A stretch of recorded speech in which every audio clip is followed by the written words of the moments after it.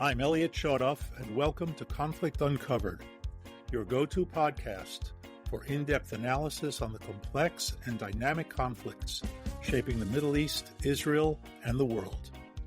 Join us as we delve into the latest developments, historical contexts, and the geopolitical forces at play. We bring you the insights you need to understand the issues that matter most. Stay informed, stay engaged, and uncover the truths behind the headlines. Hi, and welcome to Conflict Uncovered. I'm Elliot Chodoff. I'm joined by my friend and colleague, Zev Uslan. How's it going, Zev? It's going well, Elliot. Enjoying what we hope will be a period of peace before it may not be. Right, at least until Sunday. It's exactly April 23rd here in Israel.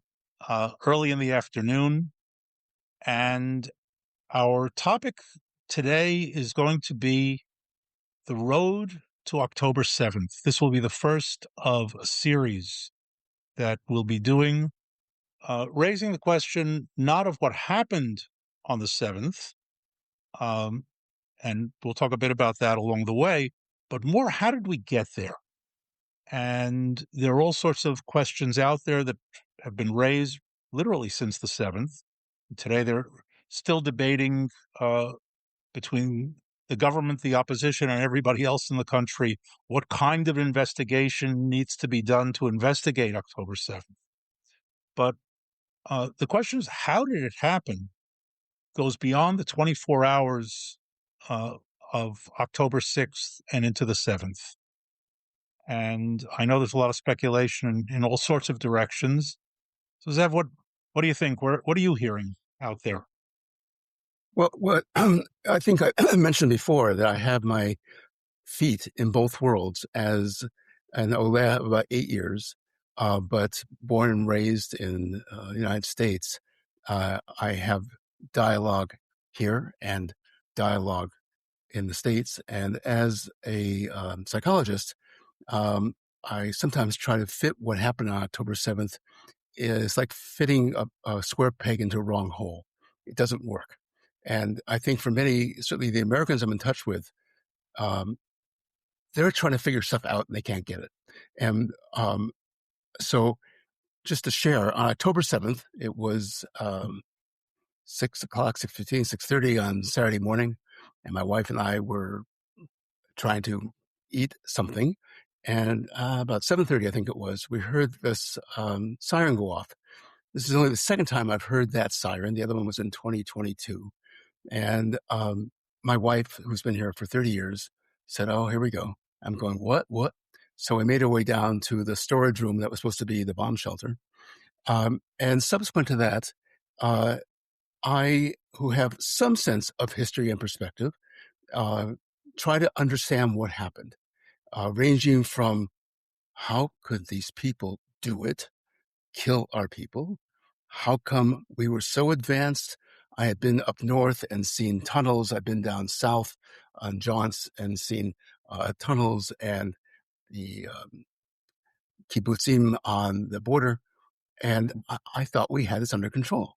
And in my own thinking about it, we thought that if they had jobs and payment and money, that they could be good people like us. And that's how I think we saw it. We middle of the road type people. In my conversations with Americans, they're all over the place, ranging from some little conspiracy theory to adamant viewpoints of what happened, to whose fault it was, to poor Gazans, to what type of Israelis were these. And I said, largely peace-loving leftists, by the way. And so to me, it's been now 2.5 years of trying to understand, trying to convey, trying to not give myself a major migraine by conflicting understandings. And so I'm looking forward to a conversation with you, which I'm sure will be long-term and wide-ranging, but your thoughts about what happened before, during, after, the complexities, the information, the wrong information, some right information. And if I may, occasionally, if I could be so rude as to quasi-interrupt you, to ask Always. questions of you, like are asked of me by people in America who think because I lived in Israel, I now know stuff, which is, I try not to maintain that. So let's go, Elliot. Whatever you can say about Okay. before, during, after October 7th, and help us civilians out, please. Okay. I'm going to try. It's going to take a while. It'll take more than a few sessions. But let me start with what wasn't on the 7th, and what's being sort of dumped on that, and then we're going to go back for a deep dive. Uh, the first thing that wasn't on the 7th was a catastrophe that was caused by an intelligence failure. There was a catastrophe, but it wasn't caused by the intelligence failure, although there was an intelligence failure. And I went into that in some depth in a podcast you can go back and listen to, from October 9th, 2024, where I went into the operational failures of October 7th. But that's a what, it's not a why.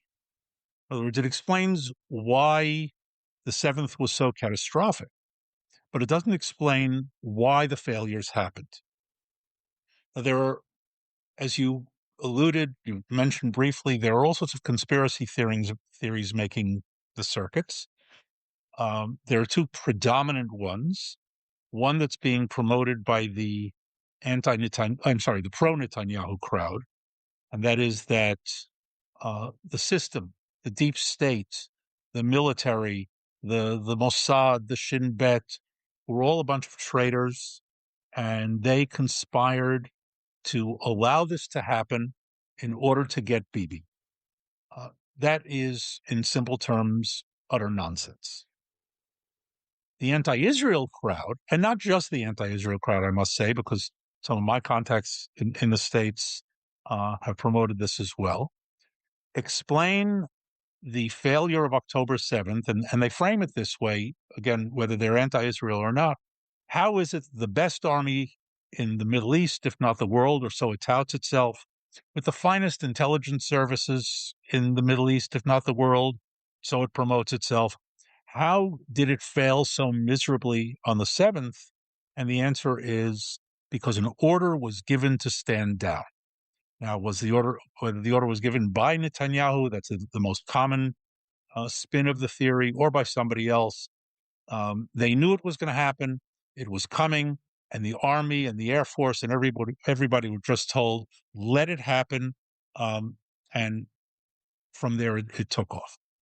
So both conspiracy theories are a lot of nonsense, and they fail primarily for the reason that most conspiracy theories fail, and that is they don't take into account the mechanism of how a conspiracy like that would work. And I'm going to touch on the second one without going into the first one, but just to give an idea. The order was given to stand down. That assumes, first of all, that somebody who gave the order, and let's for purpose of the discussion say it was Netanyahu, knew what was going to happen. That raises the first question: how did he know? An angel told him, a birdie landed on his shoulder. Sinwar called him a couple of days in advance and said, "Hey, listen, I'm planning an attack on the 7th. Make sure the IDF isn't getting in the way." That's nonsense. So if Netanyahu knew in advance, and I'm certain he did, somebody had to have told him. Who would that person be? Somebody in the intelligence corps, whether it's the military intelligence or the Mossad or the Shin Bet or whoever. Somebody told him. Now, who tells the prime minister something? Typically the head of the organization, not some clerk somewhere. How does the head of the organization know? Once again, somebody in the system learned about it, passed it up the line, analyzed it correctly, got it to that person, who then passed it on to the prime minister. The beginning of the failure of this conspiracy theory, as in most, is all of these people who knew, who to this day are silent. No such thing. That doesn't fit with Israelis and Jews do not keep silent very well. It doesn't fit with human behavior. Keeping a secret among dozens upon dozens of people is highly, highly improbable, even within the tight-knit world of high-level intelligence and special operations, usually things are compartmentalized for that very reason. The idea that very, very, very few people know a secret, because if too many people know it, it's not a secret. And here it doesn't start as a secret. It starts, according to the conspiracy theory, as information that's sort of working its way up to the top. At that point, according to the theory, Netanyahu or somebody close to him at the top turns around and gives the order for the army to stand down. That's the label of the conspiracy theory. But again, let's break it down. What does that mean? He picked up the phone and he called the lieutenant in command of the outpost at Nahal Oz, or the captain, whatever it was, and said, "Hey, listen, Captain, this is Bibi Netanyahu. There's going to be an attack tomorrow morning. I'm telling you not to shoot back." Seriously? It doesn't work that way. Which means that by the time it gets down to the operational level or to the Air Force, he called up a bunch of pilots and said, "Listen, don't show up on the morning of the 7th. This is the Prime Minister. I'm calling you Captain so and so.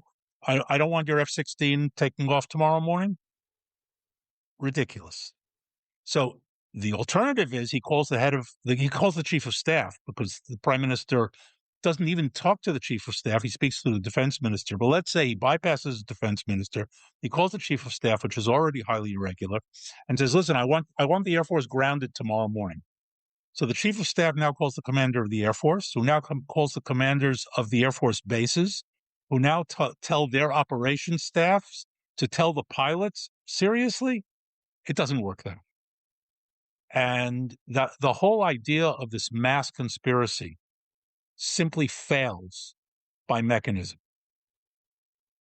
Let me just add, if I may, one perspective, because when I hear overly simplistic, almost conspiracy theories from people, it's almost like they're desperate to have something make sense, that there has to be a linear point of view that is not confusing and complex and dynamic like human nature.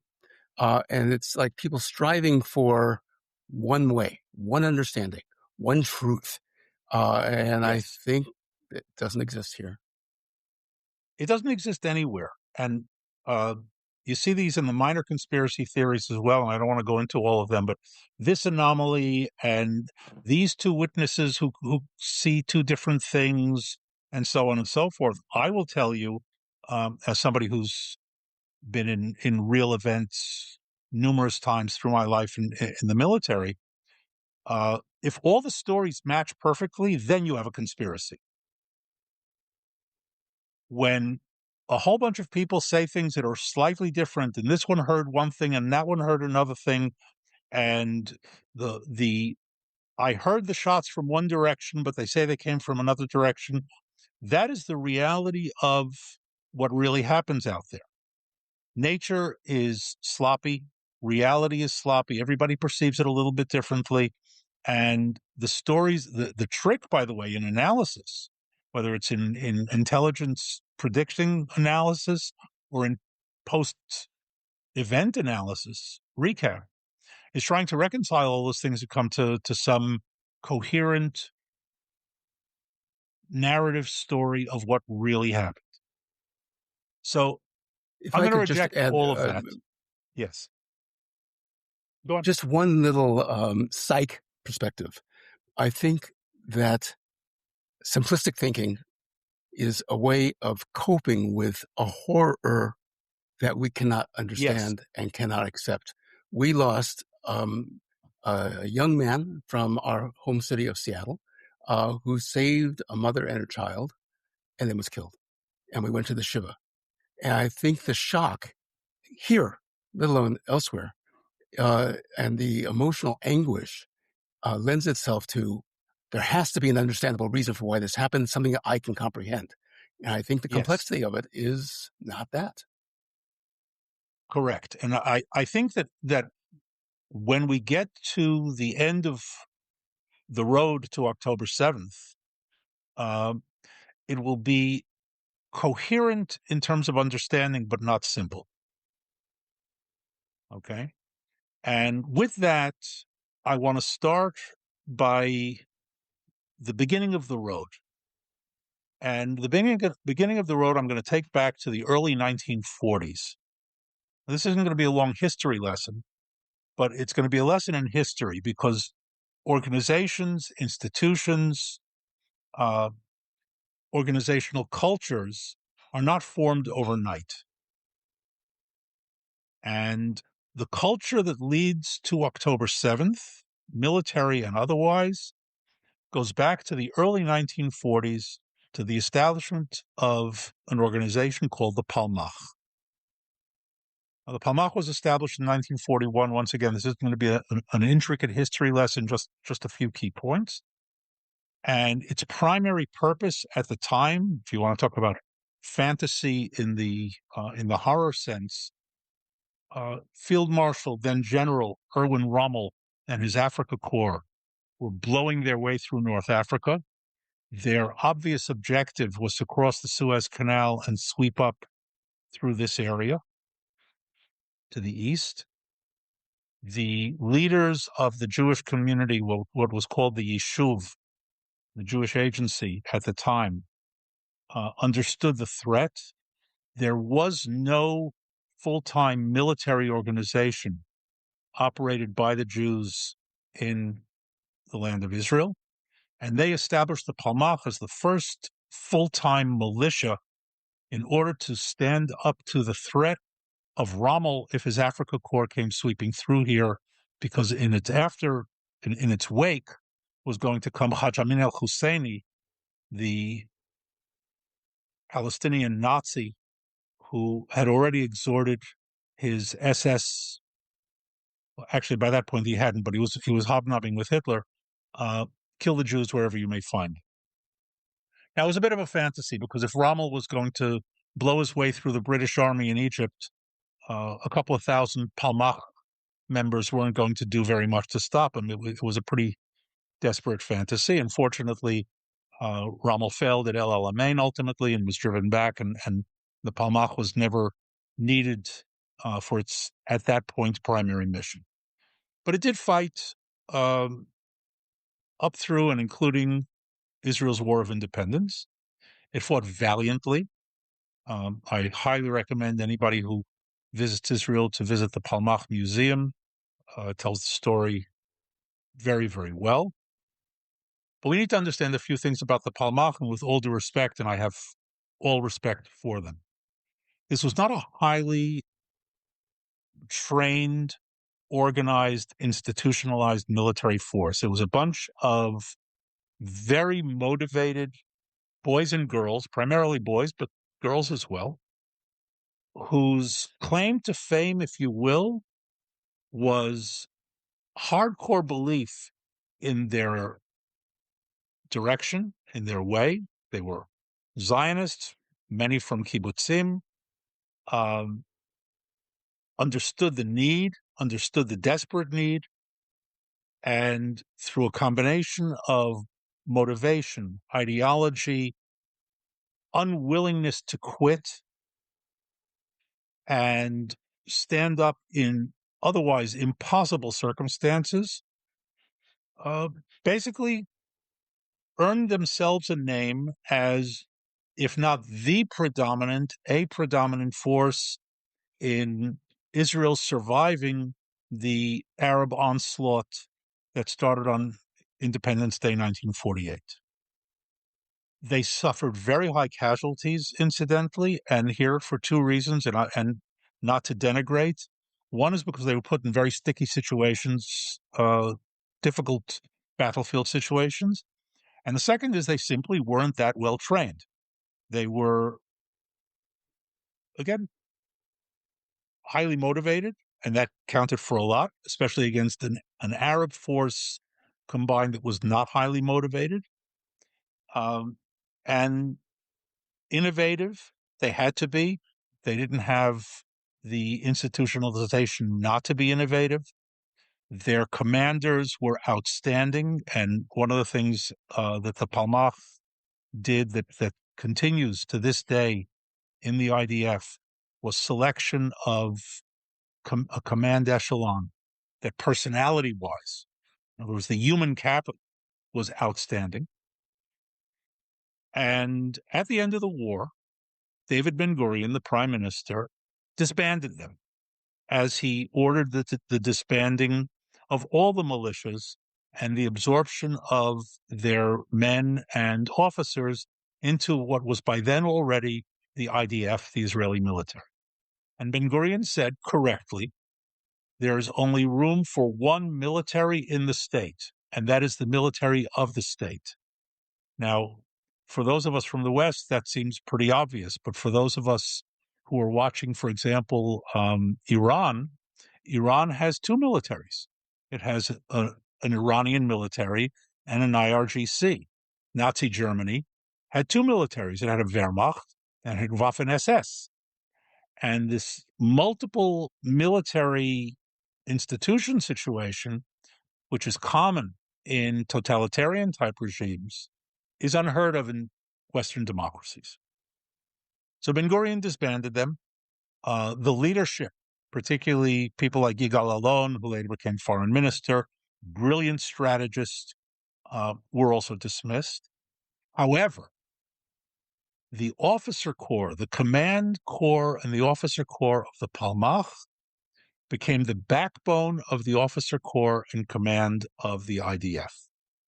And this is why I spend so much time on the Palmach here, because we need to understand that its legacy through personality will carry itself physically into the 1980s and culturally far beyond.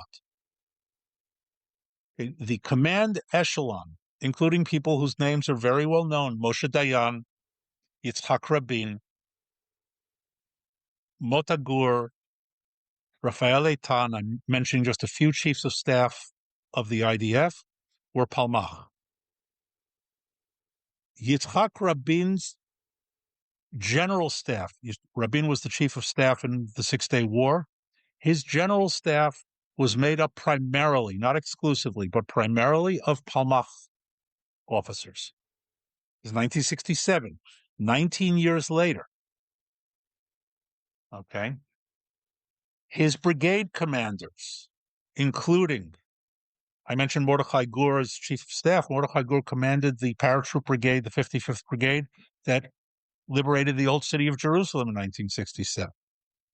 Uri Ben-Ari, also a brigade commander who had been a brigade commander for decades because Moshe Dayan hated him. He refused to promote him. But one of the founders of the Israeli military's armored corps. I could go on, et cetera, et cetera, et cetera. But these people left their marks as individuals, but in key positions in the IDF. In the absence of a strongly institutionalized system, that personal impact was that much greater. Now, here again, a very interesting part of the history. Israel's War of Independence ends in 1949. The people who are running the IDF have virtually no command experience outside of that war. In other words, the war breaks out in 1948, and it's almost all on-the-job training. A lot of these people had served in the Jewish Brigade and in the British Army. Some had served in other armed forces. Significantly, the first general in the IDF, who was promoted general posthumously, was an American colonel named Mickey Marcus. West Point graduate. He was killed here during the war. He's buried at West Point. But he was the closest thing that Israel had to an actually trained, high-ranking officer. Everybody else is making it up as they go along, and it works. And this is I think, one of the organizational curses of success. Because if what you did worked, even if it was totally unorthodox, you're going to try to repeat it. The result is that through the period of the 50s, 60s, and 70s, the IDF is made up of segmented units that are being trained and get trained in doctrine based on what their commanders knew and learned from the War of Independence, and then additional learning through the 50s and the Sonic Campaign of 1956 and so on and so forth. And these are the people who carry the IDF through. Now, if we use the Six-Day War as our sort of key point, anybody's familiar with it knows that while it was a tremendous victory for the IDF, it was as much the result of catastrophic collapse and failure on the Arab side. Now, there was not that the IDF didn't perform well overall, but if you look very closely at it, if you take a little more of a magnifying glass approach, you see many, many tactical failures in places like Tel Fachar, Ammunition Hill, and these become places of heroism. Just as a digression about heroism, Uri Sagi, who was at Entebbe, he was commanded the Golani Brigade at one point, famously told his men going out on a mission, I don't want any medals. Medals are the result of failure. Just make sure everything works right and everybody can come home safely. And there's an element to that. I don't want to be cynical about it, but the need for heroism very often is the result of some sort of glitch, some sort of failure along the way. So if we take, I think one of the famous ones, Ammunition Hill in Jerusalem, there were tactical failures that forced the heroism to have to happen. And again, numerous cases of that in the Six-Day War. They get glossed over because victory is a wonderful thing to have, and I say that seriously. And that culture carries on beyond. It leads to the Yom Kippur War. That idea of we can do anything, we can do everything. It doesn't matter. We don't have to worry. Yehi beseder, we say in Hebrew. It'll be okay. And that takes us through the 70s and 1982, the invasion of Lebanon. I'm going to wrap this up here as a segment simply to say this. From 1948 to 1982, Israel fights a number of major wars, 56, 67, the War of Attrition till 1970, Yom Kippur War of 73, and the First Lebanon War of 1982, with a series of officers who gain in experience from war to war. And in many cases, and I'm going to start with this next time, are overqualified for their position by the time the wars of 67, 73, and 82 happen. And that also covers a multitude of organizational sins. From 1982 to October 7th, 2023, the IDF doesn't engage in one single major war of maneuver. In other words, for 40 years, the IDF does not operate in the field in any large-scale fashion, as it did repeatedly between 1948 and 1982.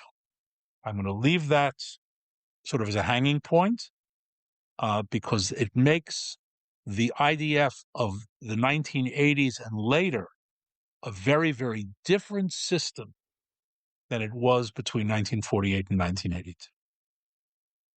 Elliot, I look forward to further discussion. This is enlightening to me and clarifying because to me, there are so many wonderful mythologies about Israel's armies and generals and successes and the, for lack of a better word, failures or omissions have been perplexing to many people. And so I look forward to our further conversations. Thank you. We'll pick it up again. Thank you, Elliot. To our listeners, thanks for being with us. Thanks for listening. And as always, stay safe, stay tuned. Thank you for listening to Conflict Uncovered. As always, it's been another rough day in the Middle East. We hope you found this episode insightful and engaging. If you enjoyed this episode, please subscribe, Share and recommend with your friends, and review our podcast on your favorite platform. For more in-depth analysis and exclusive content, join our community and follow us on social media. Stay tuned for our next episode as we continue to explore the critical issues shaping the Middle East and the world. Until next time, stay informed and stay safe.